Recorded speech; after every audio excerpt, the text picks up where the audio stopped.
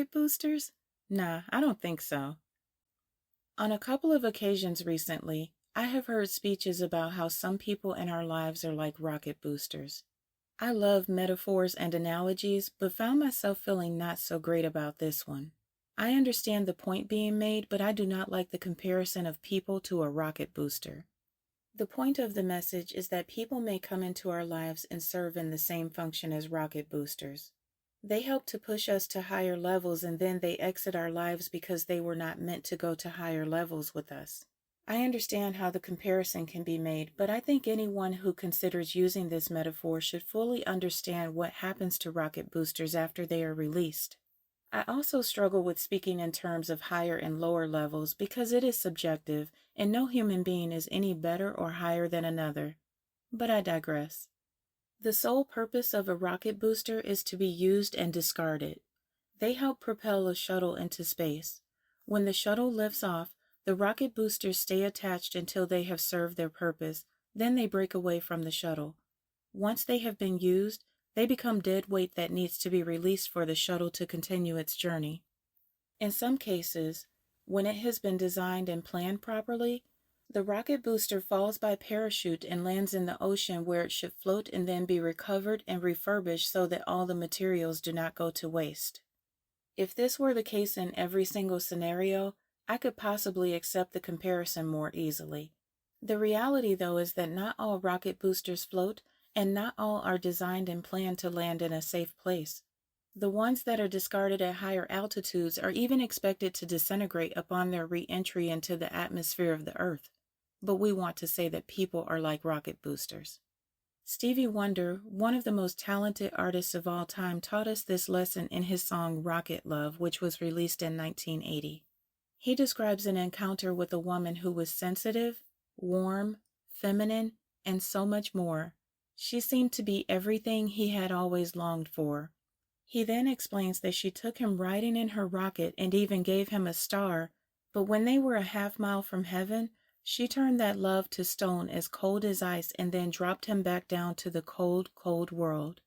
Near the end of the song, he even says, "I would not do that to a dog." Rocket Love is a beautiful song with painful lyrics. To me, people are not like rocket boosters and should not be treated as such.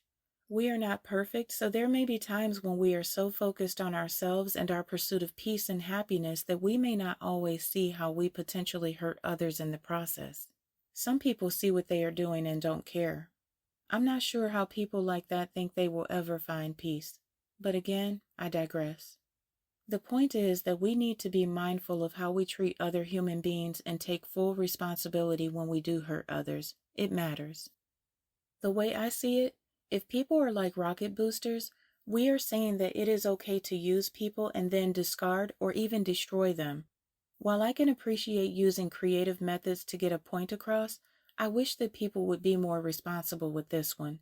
The reality is that it comes down to something quite simple that was said in the poem A Reason, a Season, and a Lifetime by Brian A. Drew Chalker. I'll share it with you. People always come into your life for a reason, a season, and a lifetime. When you figure out which it is, you know exactly what to do. When someone is in your life for a reason, it is usually to meet a need you have expressed outwardly or inwardly. They have come to assist you through a difficulty or to provide you with guidance and support, to aid you physically, emotionally, or even spiritually. They may seem like a godsend to you, and they are. They are there for a reason. You need them to be. Then, without any wrongdoing on your part or at an inconvenient time, this person will say or do something to bring the relationship to an end. Sometimes they die. Sometimes they just walk away. Sometimes they act up or out and force you to take a stand. What we must realize is that our need has been met, our desire fulfilled, their work is done. The prayer you sent up has been answered and it is now time to move on. When people come into your life for a season, it is because your turn has come to share, grow, or learn. They may bring you an experience of peace or make you laugh. They may teach you something you have never done. They usually give you an unbelievable amount of joy. Believe it, it is real, but only for a season. And like spring turns to summer and summer to fall, the season eventually ends. Lifetime relationships teach you a lifetime of lessons, those things you must build upon in order to have a solid emotional foundation. Your job is to accept the lesson, love the person or people anyway, and put what you have learned to use in all other relationships and areas in your life. It is said that love is blind, but friendship is clairvoyant. Thank you for being part of my life. So, there you have it. People are in our lives for a reason, a season, or a lifetime. My opinion is that there is really no need to look for a new way to get that point across. It is already clear and does not unintentionally suggest or justify treating people like dead weight after they've helped us to reach new levels. Life is hard.